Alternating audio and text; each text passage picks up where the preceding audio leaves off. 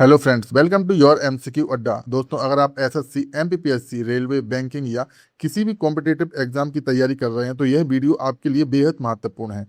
इस वीडियो को अंत तक जरूर देखें क्योंकि एक भी क्वेश्चन आपके अगले एग्जाम में आ सकता है। क्लास की फ्री पीडीएफ के लिए आप हमारे टेलीग्राम चैनल योर एमसीक्यू अड्डा को सब्सक्राइब कर सकते हैं, जिसकी लिंक हमने डिस्क्रिप्शन में दी है। चलिए आज की क्लास स्टार्ट करते हैं। ये रहा आपका पहला क्वेश्चन। हाल ही में भारत के पहले एआई विश्वविद्यालय की स्थापना की घोषणा किस राज्य सरकार ने की है? तो यह की है कर्नाटक राज्य सरकार ने। हाल ही में कर्नाटक सरकार ने भारत के पहले एआई विश्वविद्यालय की स्थापना की घोषणा की है। इसका उद्देश्य कृत्रिम बुद्धिमत्ता, मशीन लर्निंग, डेटा साइंस और उभरती तकनीकों को विश्व स्तरीय शिक्षा एवं अनुसंधान को बढ़ावा देना है। इसकी प्रमुख विशेषता है विश्वविद्यालय उद्योग, स्टार्टअप और शैक्षणिक संस्थानों के सहयोग से एआई आधारित नवाचार एवं कौशल विकास पर कार्य करना है। देखते हैं नेक्स्ट क्वेश्चन। हाल ही में 5वीं बिम्स्टेक राष्ट्रीय सुरक्षा सलाहकारों की बैठक की मेजबानी किस देश ने की है? तो यह मेजबानी की है भारत के द्वारा। हाल ही में जुलाई 2026 में नई दिल्ली में भारत ने 5वीं बिम्स्टेक राष्ट्रीय सुरक्षा सलाहकारों की बैठक की मेजबानी की है, जिसका उद्देश्य क्षेत्रीय सुरक्षा सहयोग, साइबर सुरक्षा, आतंकवाद और अंतर्राष्ट्रीय अपराध से निपटने के लिए संयुक्त रणनीति तैयार करना है। बैठक में साइबर सुरक्षा, मानव तस्करी, सूचना साझाकरण, उपग्रह सहयोग तथा सीमा पार अपराधों पर चर्चा हुई है। बता दें कि बिम्स्टेक की स्थापना 1997 में हुई थी तथा इसकी वर्तमान में अध्यक्षता बांग्लादेश द्वारा की जा रही है। हाल ही में भारत ने बिम्स्टेक एनएसए बैठक की मेजबानी नई दिल्ली में की है। हाल ही में प्रधानमंत्री नरेंद्र मोदी को इंडोनेशिया के सर्वोच्च नागरिक सम्मान बिटांक आदि पूर्ण से सम्मानित किया गया है। बिश्केक, किर्गिस्तान में भारत और किर्गिस्तान की संयुक्त पहल से मानस और महाभारत अंतर्राष्ट्रीय सभ्यता अध्ययन केंद्र का उद्घाटन किया है। संजीव जैन को उत्तर कोरिया में भारत का नया राजदूत नियुक्त किया गया है। नेक्स्ट क्वेश्चन है, हाल ही में 12वीं ब्रिक्स श्रम एवं रोजगार मंत्रियों की बैठक की मेजबानी किस देश ने की है? तो यह की है भारत देश ने।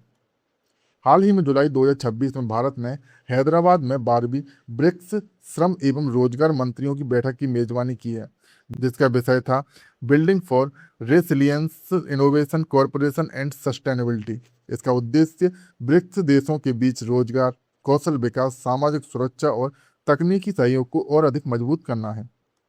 नेक्स्ट क्वेश्चन है, हाल ही में कानूनी प्रकाशनों तक डिजिटल पहुंच प्रदान करने के लिए ईबीएसपी पोर्टल का शुभारंभ किसने किया है? तो यह किया है अर्जुन राम मेघवाल के द्वारा। हाल ही में जुलाई 2026 में केंद्रीय विधि एवं न्याय राज्य मंत्री अर्जुन राम मेघवाल ने नई दिल्ली में कर्तव्य भवन में ईबीएसपी पोर्टल लॉन्च किया है, जिसका उद्देश्य विधि छात्रों, अधिवक्ताओं, न्यायपालिका, शोधकर्ता एवं शिक्षकों को कानूनी पुस्तकों, प्रकाशनों की डिजिटल पहुंच उपलब्ध कराना है। इसकी प्रमुख विशेषता है पोर्टल पर कानूनी पुस्तकें, पत्रिकाएं और संदर्भ सामग्री ऑनलाइन पढ़ी एवं डाउनलोड की जा सकती है। इस पोर्टल का विकास राष्ट्रीय सूचना केंद्र यानी एनआईसी और राजभाषा विभाग के सहयोग से किया गया है। वीएसपी की स्थापना 1968 में कानूनी क्षेत्र में हिंदी के उपयोग को बढ़ावा देने के उद्देश्य से की गई थी। नेक्स्ट क्वेश्चन है, हाल ही में लिथुआनिया के 20वें प्रधानमंत्री के रूप में किसने शपथ ली है? तो यह ली है मिंडाउगास सिनकेविचियस ने। हाल ही में जुलाई 2026 में मिंडाउगास सिनकेविचियस ने लिथुआनिया के 20वें प्रधानमंत्री के रूप में शपथ ली है। उनकी पार्टी का नाम लिथुआनिया सोशल डेमोक्रेटिक पार्टी है। उन्होंने एलएसडीपी फॉर लिथुआनिया और Lithuania farmers and green union के साथ केंद्र वामपंथी त्रिदलीय गठबंधन सरकार बनाई है। उन्होंने इंगा रुगिएने का स्थान लिया है, जिन्होंने 14 जुलाई 2026 को अपने पद से इस्तीफा दे दिया था। दोस्तों, ये हमारा टेलीग्राम चैनल है। अगर आपको रोज free PDF, study material, current affair और एग्जाम अपडेट चाहिए तो अभी हमारे टेलीग्राम चैनल योर एमसीक्यू अड्डा को ज्वाइन करें। लिंक डिस्क्रिप्शन में दी गई है या स्क्रीन पर दिख रहे क्यूआर कोड को स्कैन करें। अभी ज्वाइन करें और अपनी तैयारी को और अधिक मजबूत बनाएं। नेक्स्ट क्वेश्चन है, हाल ही में निधन हुई मुच्चिकल पंकजाक्षी का किस पारंपरिक कला से संबंधित थी? तो यह थी नोकू विद्या पावकली यानी कठपुतली कला से। हाल ही में जुलाई 2026 में पद्मश्री पुरस्कार विजेता मुच्चिकल पंकजाक्षी का 90 वर्ष की आयु में केरल में निधन हो गया। वे नोकू विद्या पावकली यानी कठपुतली की प्रसिद्ध कलाकार थी। उन्होंने 11 वर्ष की आयु में अपनी माता पापी अम्मा से इस पारंपरिक कठपुतली कला का प्रशिक्षण प्राप्त किया था। बात करें इनके सम्मान की तो इन्हें 2020 में पद्मश्री तथा 2012 में केरल फोकलोर अकादमी फेलोशिप से सम्मानित किया गया था। उन्होंने नोकू विद्या पावकली को ग्रामीण केरल से अंतर्राष्ट्रीय मंचों तक पहुंचाया तथा पेरिस सहित कई देशों में इसका प्रदर्शन भी किया। नेक्स्ट क्वेश्चन है, हाल ही में नीति आयोग द्वारा जारी पहले निवेश अनुकूलता सूचकांक में सर्वश्रेष्ठ बड़ा राज्य कौन सा रहा है? तो यह रहा है गुजरात राज्य। हाल ही में जुलाई 2026 में नीति आयोग ने पहला निवेश अनुकूलता सूचकांक जारी किया है, जिसमें गुजरात सर्वश्रेष्ठ बड़ा राज्य रहा है। इसका उद्देश्य राज्यों एवं केंद्र शासित प्रदेशों की निवेश आकर्षित करने की क्षमता तथा व्यवसाय अनुकूल वातावरण का मूल्यांकन करना है। यह सूचकांक 36 राज्यों या केंद्र शासित प्रदेशों का 8 स्तंभों और 84 संकेतकों के आधार पर आकलन करता है। बड़े राज्यों में गुजरात प्रथम स्थान पर, जबकि गोवा नगर राज्य एवं केंद्र शासित प्रदेशों की श्रेणी में शीर्ष पर रहा है।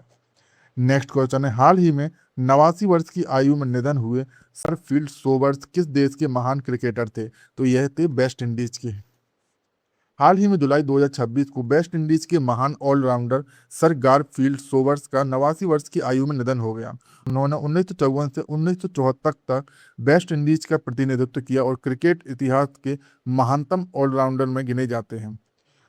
बात करें इनकी उपलब्धि की तो उन्होंने 93 टेस्ट मैचों में 8032 रन और 235 विकेट लिया। उनका सर्वोच्च टेस्ट स्कोर 365 पर नाबाद रहा। बात करें इनके सम्मान की तो इन्हें 1975 में नाइटहुड, 2009 में आईसीसी हॉल ऑफ फेम तथा बारबाडोस के राष्ट्रीय नायक का सम्मान प्राप्त हुआ है।